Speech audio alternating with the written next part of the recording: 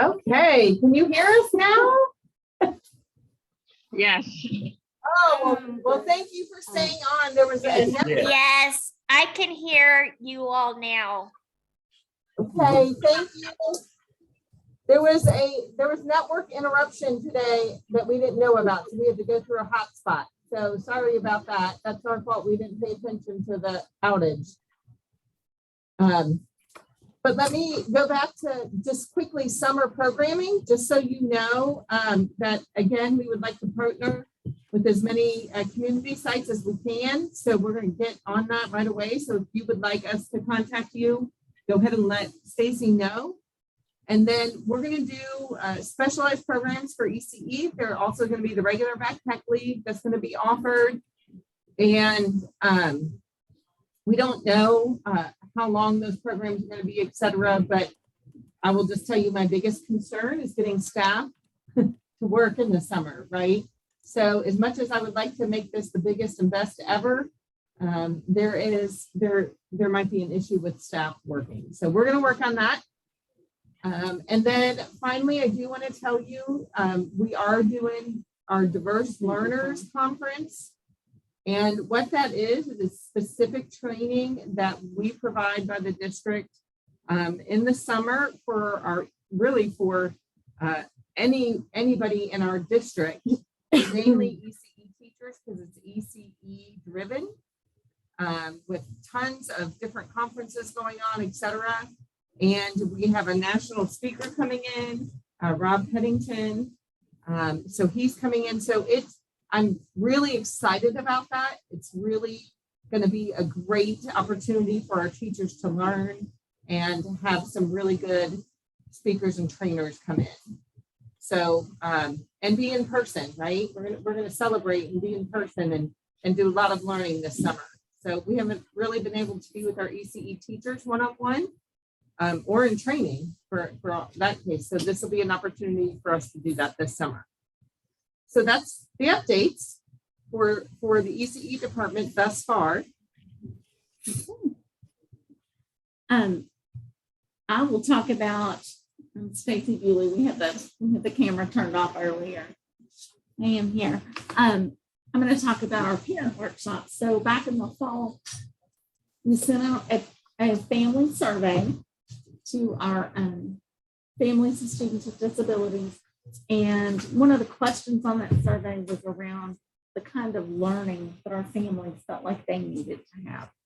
And so in response to that, we're working on rolling out some family workshops, some parent workshops. And we have coming up on March 3rd, we have it's called Going to College with a Disability. There's information all over social media about that, and it's gone out today to all of our high school students using the communication department, so it can be translated into all the languages. And so we're excited about that. We're starting to get some registration, but the registration does close in a week. So if you can help us get the word out, that would be awesome. Later in March, we're going to have an in-person session down at the Shawnee Satellite Office. We're going to partner with our friends at GLEC and offer some academic supports in reading, writing, and math. And in April, we have 2 sessions coming up on social emotional learning at home. So that's about all I have. Always looking for surrogates. So if you know anyone who doesn't work for the district in any capacity and would like to serve as an educational surrogate, please let me know. I would love to connect. So I think that leads us to our community updates. Anybody chomping at the bit to start? Mike Miller, I picked on you first the last time, but you're first on my screen.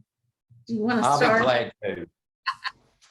And on the diverse learners information, if you'll send that to me in email, I'll put that on our listserv and send it out to our families. Great, thank you. All right, first thing we got going right now is next week we'll be doing an ADOS 2 training.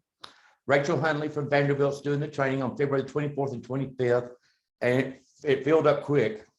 And so we'll be working, getting that, but then there'll be another one August the 18th and 19th, and it will be in person. The one next week is virtual. My program that I'm working with students with autism at the university. I've got 13 students this semester, a little more than I anticipated, but I have one student with in electricity, 2 in biology, 3 in mechanical engineering, 3 in computer science, computer engineering, 1 English, Japanese, 1 exercise science, 1 accounting, and 1 biochemical. So they keep me busy. On March the 14th, March 12th, there'll be in Bowling Green, there will be a special needs expo that will be there. It's pretty large they have at Western Kentucky University. Grace may will go into more information about the ECHO, which is a group that's going to be looking at reviewing cases that pediatricians may have about individuals with autism. And there goes my phone. It's live. Okay. And so there are numerous people that's going to be on there, and I will be serving that along with Dr. Grace will be. I'm going to be meeting with co-ops and looking at doing some regional trainings, because right now the impact that I'm getting with phone calls and requests is kind of astronomical. In 3 weeks, I got over 1,000 phone calls. So I would come into the office and say, you have 80 new messages. And I was like, oh my goodness. So I think maybe if we could do some regional workshops, it'll be better so that we can get to more parents and that parents can come to these and then still work with them individually. We're still working with JCPS and Anderson County Early Childhood Regional Training Center and KATC on the early childhood programs. I'm doing a didactic for a School of Medicine twice a month for third-year residents in medical field. We have a KATC advisory board on March the 1st. And let's see. Also, we have a group with Tal Curry with the Office of Autism, and we work with collaborative partners. So I'm a member of that, and we have a meeting every other month, which will be March 14th. And I get to work with Stephanie on March 17th with the Greater Louisville Co-op on transition. And March 22nd, we'll be meeting on training for reframing, which we're training higher ed faculty. And I'll also be sitting out in the spring. We're working on it now, summer camps.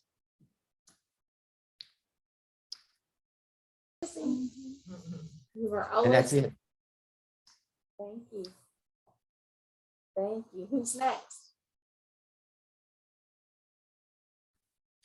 Are we still connected?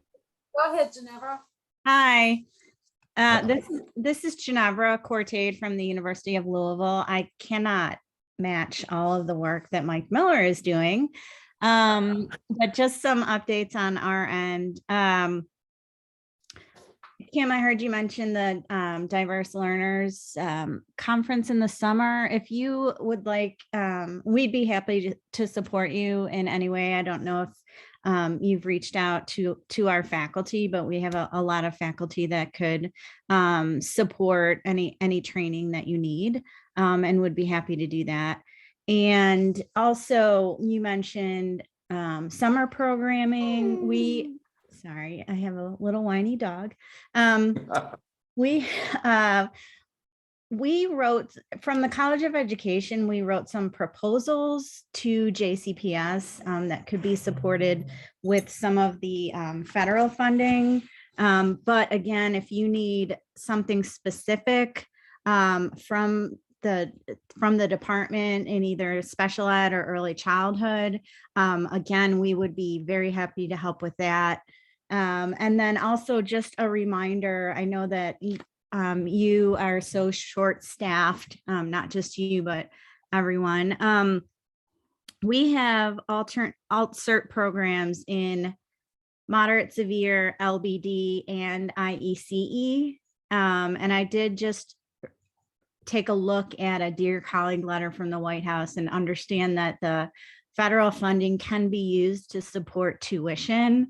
And I'm not sure if JCPS is doing that, but just a reminder that we have those programs, and that if you have any strong paraprofessionals that you think might be great for an alt-cert program, our deadline for admission is April 1st, but we could be, we have some wiggle room with that, but that's a possibility for our best alt-cert candidates are former paraprofessionals. So if you spy anybody out there that you think would be a good fit, please send them our way.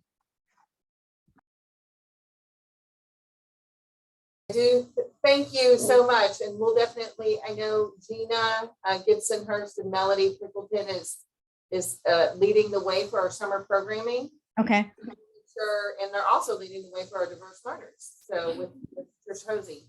So we'll make sure that they reach out to you Okay. if they are ready. And then also we just got off a call, and some of the principals just told us that some of their instructional assistants are going for an alt-cert program. I don't know if it was U of L or whatever, but we do have that in. I think it was some of our instructional assistants at Churchill Park. Oh, cetera. good. Excellent. I think the principals are pushing that. Mhm. Really a good thing. So just so you Great. know that. Okay, please send them our way. Okay. We will. Thank you. Thank you, Dr. Forte. We had a question from Mike Miller, because, you know, he's kind of a rock star. Go ahead, Susan. Okay, yes, Mike, I heard you mention summer camps. Yes. Or I'm assuming, is that like kindergarten through age 21 for individuals? We're trying to get camps that go from preschool to early to adulthood. Okay, what about cognitive disability versus those students on the spectrum that may not have a cognitive disability? Yes, so they're supposed to. We're trying to get as many as they can. Some of them will have that toward have cognitive issues, but and also the autism, straight autism. But a lot of times it's just depending on what the agencies are going to offer. So it's really it's like we call, we get the best information we can, but I can't guarantee how many of what we will have. Okay, so you're providing like clearinghouse support, basically. Right. We're going to give you Okay. we'll be a list of the name of the camp, contact information, and a little bit about each camp. Okay, great. I thought you guys were offering some new specific camps. No. Through your This is center. yeah. Susan, would you like to go ahead and give your update since you are unmuted? That would be great.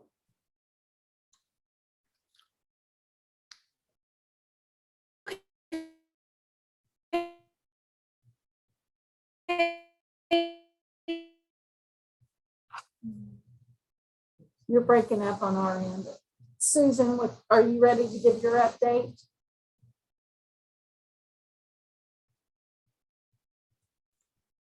Hi,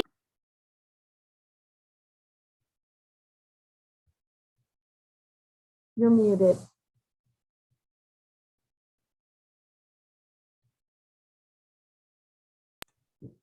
I'm just here as a parent today. Okay. Well, thank you for being here. Thank you. How about Miss Roberta from Kentucky STEM?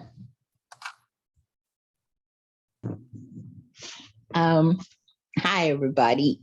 Can you hear me? Can you hear me?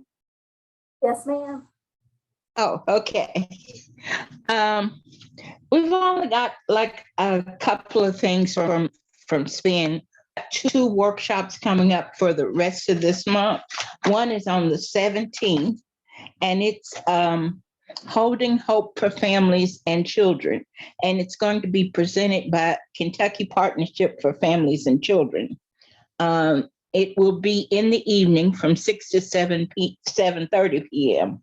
And then on February 25th, from 11 to 12:30, we're doing the special ed process, excuse me.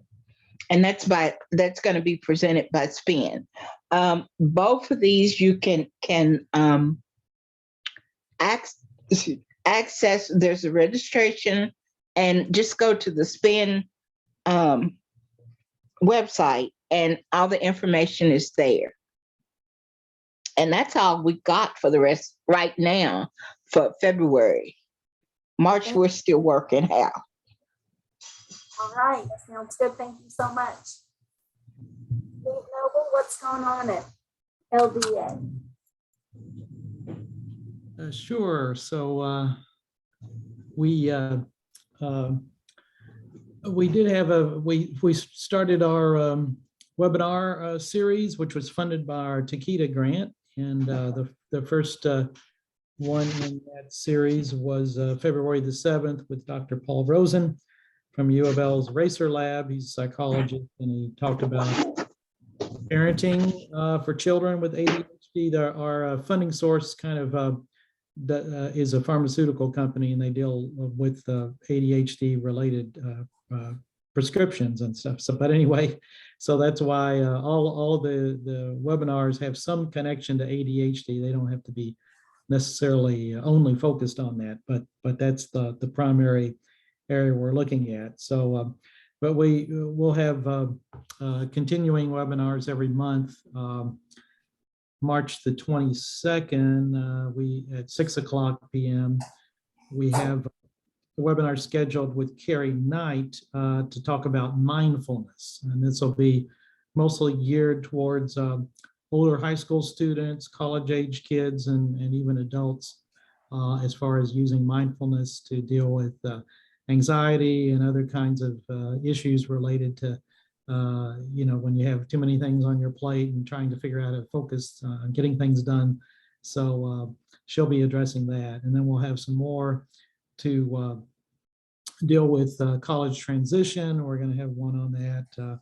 And some items that are probably more appropriate for teachers on classroom management, those kinds of things. So we'll just, and thanks to us, Stacy, for getting the information on our February webinar out. We had about 100 people on there, and 80% of those were parents. And then there's probably another 200 people or more who have accessed the recording. We so that it's sort of an on-demand webinar now.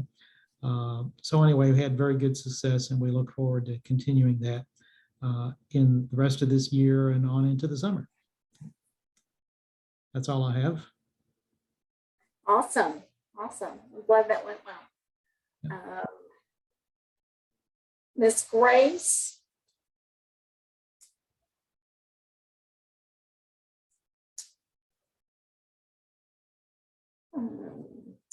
I don't see her now. She just came into the room. Yeah. Okay.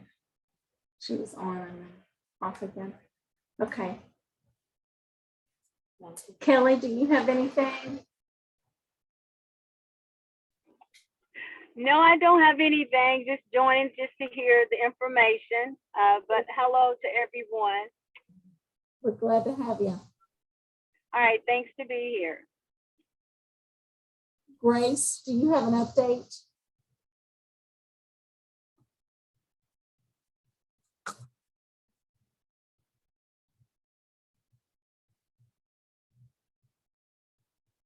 Or Maggie? What's going on? Hello. Hello, can you all hear me? Yes, ma'am. Great. So I actually have a couple questions, and then yes, I do have some updated information. I know, unfortunately, and it happens. We had some technical difficulties there at the beginning today. So if the information regarding some diversity on Diverse Learners Conference could be shared with me, that would be very much so appreciated. I know Ms. Bewley and I have spoken not too long ago about me possibly contributing to some information in the summer for transitioning. I would absolutely love to have the information on the family parent workshops that were discussed for going to college. And that kind of leads me to one of my points, at least for today. For those who know as well as don't know about vocational rehabilitation, one of the things that counselors are constantly addressing with parents or guardians and clients, we provide services to those in terms of reaching their ultimate employment goal. And college is appropriate for some. It is not for everyone, and that is okay. So that employment goal can really vary from college to a vocational training program and just work. But I think it's important to mention we do other things toward independent living or self-advocacy, some of the quote unquote pre-ECE skills that are often addressed with different people in the schools. And so we help also with things such as vehicles, whether they are fixed up as transports or modifications, home modifications. The big one is rehabilitation technology. So just as students may need special software for computers, a read and write gold kind of program or other devices, smart pens to be successful in a classroom setting, the same could be for work. And I don't know that that has ever been mentioned, but I wanted to make sure sometimes as students transition, people often wonder, what can vocational rehabilitation do other than help get a job? Or how can they better help someone get a job? So we have a lot of things that we look at with the whole picture and not just a job or reaching that job goal. Everything is based around a job, certainly, but there is more to just going to college or getting that job, but how are they going to maintain that and get to that point? So I wanted to really emphasize that as well. We are, for both the rehabilitation counselors for the blind, as well as vocational rehabilitation counselors such as myself that serve a variety of physical and mental disabilities, unfortunately, like other people in this world, somewhat short-staffed, but we are managing. I have a lot of contact with my schools. I am still, and I have met Belinda, I believe, with the new Pathfinder school. I have not gotten any referrals, but hopefully that will come in due time. And then the only other thing that I really wanted to also hit home or mention, was it Mike? Did you mention a few moments ago, or was it someone else about the social and emotional learning? I did. We have 2 parent workshops coming up in April around social emotional learning. Okay, and is that going to be for parents, guardians, students? There'll be one in the evening and one in the daytime. So obviously the one in the daytime would be parents only, and the one in the evening is really geared around activities that you could do with your family. Those sessions will be limited to 30 because we're planning on food. So we really know how to plan. Okay, no. The reason I ask is because both for the school age, those finishing up high school, but also college and just the whole gamut of the type of people we serve. We deal with a lot of, and it's becoming more and more common with the midst of the pandemic, of course, a lot of mental health, trauma kinds of things. So that information I would value. And it's kind of interesting we're having this conversation, just a little sidebar. My father actually runs a group. He started it kind of himself in the Northern Kentucky area where he's at, literally called Northern Kentucky Social and Emotional Learning. That is on Facebook. So any information that would ever be beneficial in that, I thought was interesting that was mentioned, and by all means, I would be most appreciative. So thank you. Absolutely. We look forward to sharing. How about Miss Great, Grace? thanks. Do you have an update? Yes, so this is Grace Grackle, psychologist, as well as the director of the North Children's Autism Center. I hope you can all hear me. We can. Yeah, Yes, ma'am. great. So we are offering services as usual, diagnostics and assessments, therapies, group and individual, across disciplines, medical. We have medical and non-medical providers. So there is psychiatry, neurology, we have a nurse practitioner, and of course we have speech, language therapy, occupational therapies, and psychology services as well. So as far as our diagnostics go, we are planning to enhance our diagnostic services. So we address young children who are being referred earlier and faster so they can access early intervention as soon as possible. We also have a partnership with Little Star ABA in our community, and so we can make internal referrals to ABA for those who qualify for those services. Our plan is also to enhance our transition services.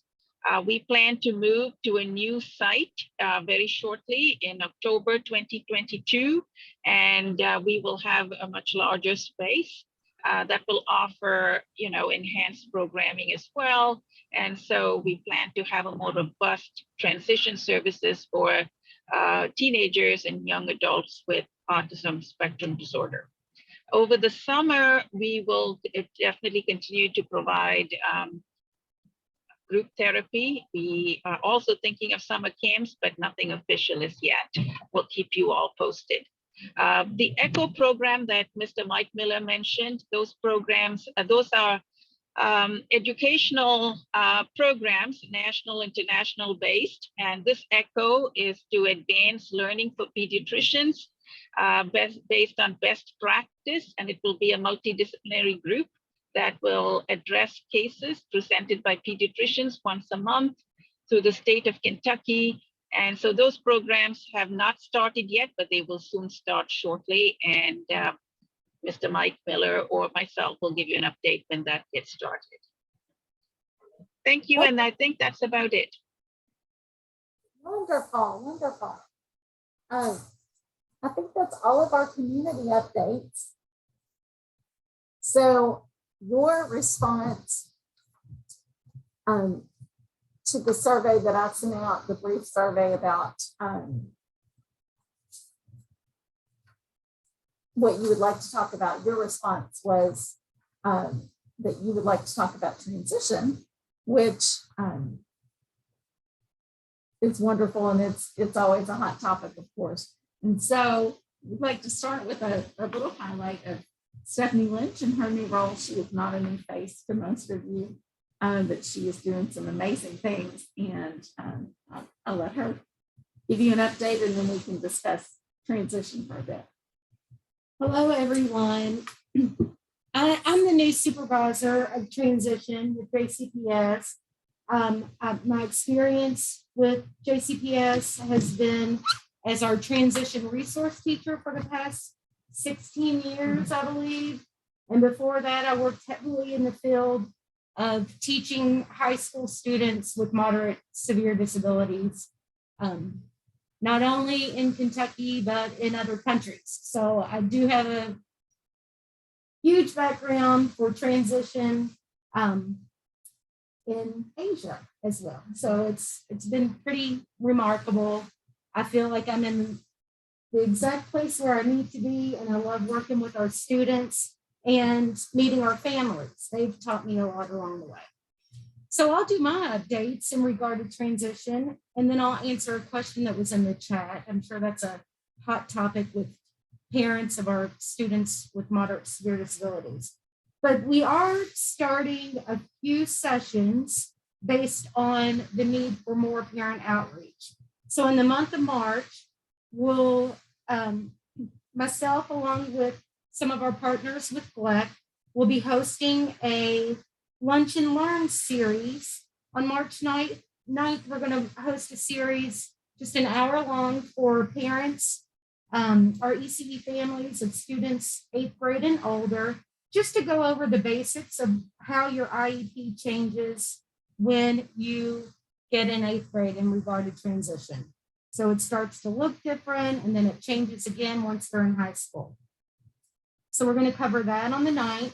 And then on the 30th, we are going to highlight our JCPS transition programs for families so that they can have a better understanding of what we have available for our students. I mean, I like to think we have something for everybody. And our programs, you know, it seems like you can't find a lot of information out there. If you Google it or try to search for our U of L program or our Aaron's Work transition program, there's not much out there. So we are working on revamping some of those presentations and actually getting them ready so that they can be more publicized. Then in April, we will host 2 different transition fairs that we're partnering with many of our regional interagency transition partners with our RIC team. We'll host a transition fair for support services that are available for our students once they leave JCPS and those programs. And then we'll host a separate fair with our employment services and OER, as well as our supported employment agencies. So parents can meet different agencies that will support their students after they leave JCPS. To answer the question in the chat, someone asked about what was the question? Is there? It was. Have the students been selected? Okay, so have the students been selected for our U of L PAC program? So we have 2 classrooms on U of L's campus, 20 students total. And we have 7 3-year students leaving this year and 3 2-year students leaving this year. So I like to call February our month of going through the selection process, and it is a process. So families are currently being contacted for the students that have been referred and met our selection process, but our procedures will not be complete until at least the end of the month. It is really time consuming. We have to explain the program to the parents, and then they have to commit to the program through a Google form. So we're slowly moving down the list of parents. So it is a process. If you're a parent and you're wondering if your student got in, we should have things firmed up by the end of the month for that program, as well as the Aaron's Work Transition Program, which is our 3-year program for students that leave with employment in the community. So what do you all want to talk about? So we need one that's already posted with their child value. Yes. So if that happens every year. People start posting, our kids will start coming to school and telling the other kids. And so parents are like, am I in? Am I not in? It really takes so much time to get through that list, because we have to call all the students that are in the top, say 7 that were randomized, that top 7 that were selected. And some of the parents are really difficult to get a hold of. So Did you see the question in the chat about what is the selection process? It seems to be a mystery. To All all the the parents I parents. know, even one who's a high school teacher. So what's the process? Okay, so the process is, and we reorganized that this year because we looked at everything through a equity lens. The old process was parents had to complete a application. Okay, so we found that not equitable because Infinite Campus addresses were always not updated and people don't check the mail quite often, and we had a deadline with that. So what we're doing now is the teachers refer. So the teacher is sent our referral form, and the teachers complete a referral for every student that meets the age requirement. And based on the information from that referral, we have a work group that goes through all the referrals to see if they are an ideal candidate for the college setting. So that means they have to have the stamina to stay away, and they have to, if they're a wheelchair user, they have to be able to stay on the sidewalk. We're looking at safety first measures for our students, and no history of fighting, cursing, drugs, weapons. You know, it is an elite-ish program, you know, so you have to be like an ideal college candidate, you know. To get an idea, out of 10 spots, Okay, there were approximately how many? 50. referrals? Yeah, so 50, and then students that qualify are randomized. So they go into Google Sheets, you can select all, and we don't use the word lottery. It's a randomized selection process. So it's, okay, so then those procedures, the students are put in a random order. So we move down the list. The recommendations are from the teacher. The teachers are no, and it's a referral. The teachers are sent a referral, and they complete that for any student that meets the age requirement of a 3-year student. So we're looking at students that will be 18 by the first day of the school year next year. Is that answer? Is that? Ideally, we would like to expand that program, obviously, right? Both of those programs as we move forward. And, right. You know, transition was a big initiative for us. We just got to get there after the pandemic. Right. Yeah, I do. I mean, we have some great programs out there for, you know, students that don't go to pack their errands. It's not an end all be all. So we have a vocational program called Voice, where students, they stay in their own school, but they work with a job trainer to explore their interests and various career paths and opportunities, and really work on what's meaningful for that student.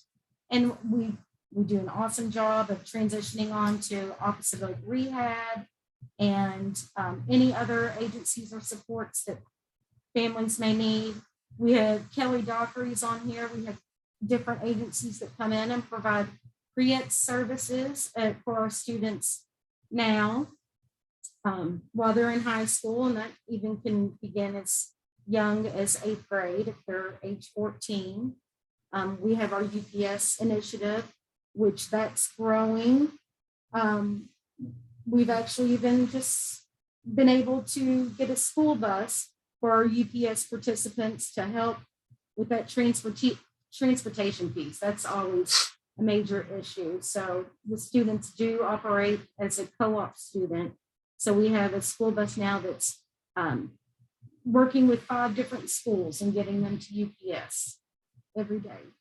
And those are ECE students. And I'd like to also add for all our ECE students, you know, as Dr. Polio speaks about adding magnet programs as we move forward, that, you know, ECE is a big part of that conversation to ensure the accessibility for our kids while they're creating those magnet programs. So, you know, hopefully, you know, they'll have success in all the regular ed programs that they're also doing in the academies, et cetera. Yeah. In our schools that have 3 MSP classrooms, one of those classrooms is typically serving as a transition classroom to really focus on those community work skills and community-based instruction. Stephanie, this is Maggie, and I'm glad you mentioned the transportation piece for the UPS program now as well. That was a huge announcement or piece of news, not only just literally out there in the media, but for us vocational rehabilitation staff, because one of the questions I was pondering initially is if y'all would have stayed, you know, on the NTI path due to COVID versus being actually, you know, there with students in the classrooms at the schools, because having them at the schools and the transportation component certainly is much easier than trying to figure out how would that actually happen if they were NTI. Well, it is a big debacle sometimes. We manage, and UPS has been flexible with our students, so that's been nice. They are a great organization to work with in many avenues, so absolutely. I mean, it's a hard job. I don't know if I would be happy working at UPS, but many of our ECE students just absolutely love it. And hopefully we'll have more opportunities like that in our future with different businesses. And the pre-ETS, GLEC staff, et cetera, they are doing a fabulous job as well. They are. Thank you. Yeah. I do. I apologize for not sharing. I was driving. I could barely do 2 things at once, but now I'm in the house and I can share. Thanks, Stephanie, for everything. And GLEC, we're trying to get out into the schools and do our and we're up to like 13, 14 schools. We're getting new schools all the time. And we got to visit Aaron's. Aaron's is doing a great job. I just wish that we had more schools like Aaron's and those support, especially that transportation piece as far as them doing that TARC 3. It would be great if our kids that are like in regular resource had that same type of training, because just like those individuals that are in MSD do not rather, you know, have trouble with doing TARC 3, who are other kids that are OHI and in resource. So I would love to see that happen somewhere on the road, even if it's a summer piece, because if I'm not mistaken, Stephanie had mentioned that they do that bus training in the summer with the students. That would be a great training for our other kiddos that are a little higher to have that same thing, because they can access the bus too. I thought that was a real phenomenal piece when we went on Friday. They doing great things there. But what I would like to see is that program for some of our higher kids, because they can use those same resources and it will help them much better and to level the playing field for them. And you know, because there's just not a lot of programs out there for them. And I say that from on a parent perspective, because I have autism and he's high functioning, but some of the stuff that he could have gotten at Aaron's, he couldn't get in the regular setting or the collaborative type settings. And I just think that needs to be something that should be more available to all kids. So I can see that, and I can see things changing. And thanks again, Stephanie, for everything. Yeah, Kelly, I agree with you. That's always been an issue, because it's hard to take a student that's working on getting a diploma to take them out of class and in the community. So that scheduling piece has always been a little difficult to navigate, and we're quite aware. Thank you for everything that you do, Steph. Yeah, well, just all that service in the summertime is what I'm saying. I realize like when school starts, that's very difficult. But in the summer, because I believe I spoke with one of the teachers, they said they start training those kids during that time, which is a great time. We got great weather and those kind of things. It's not dark and all those kind of, things that come riding the bus. So we have better weather at that time. I think it'll be something great, if I'm not mistaken. I think she said it's like a 6 weeks kind of training. And I just thought that was awesome, great for our students. Ellie, it's 4 weeks. It's for their incoming students. Okay, in the summertime, is that correct? Yes, but it sounds like you just came up with your summer program for pre-eds. Yeah. Hey, you know what? That worked too. I'm for that. They could teach you how to train students. Awesome. Yeah. Great discussion around transition. And I know that, we tend to circle back to transition each time. Obviously, when we meet again, it'll be May or June. So we will have all kinds of information about our summer programs and summer learning. Are there any other future topics? And I will continue to send out a survey where you have an opportunity to give your feedback in advance as well. But are there any other future topics that you'll want to talk about the next time we get together?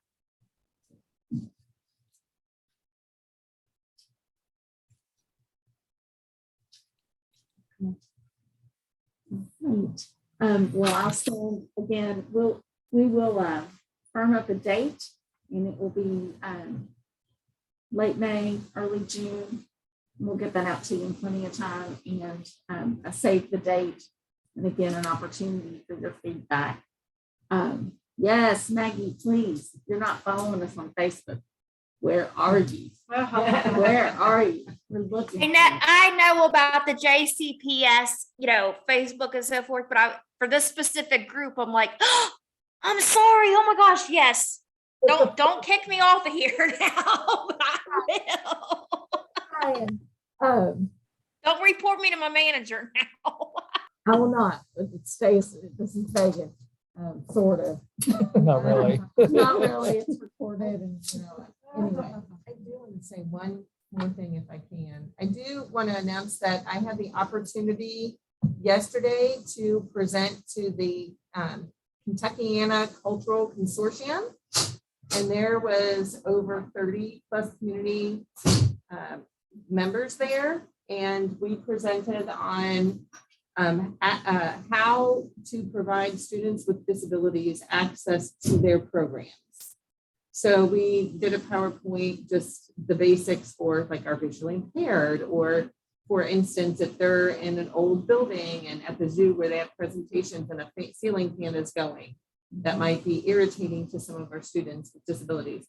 So it was a great conversation. It lasted way over time, a lot of good questions, but they were very excited to do whatever it takes to support kids with disabilities in Louisville community, so in all the community programs. So that was the first time me personally have been invited to do that, but it was wonderful, and they are connecting with our staff. If they wanted personalized training in certain areas, we have offered to give that to them.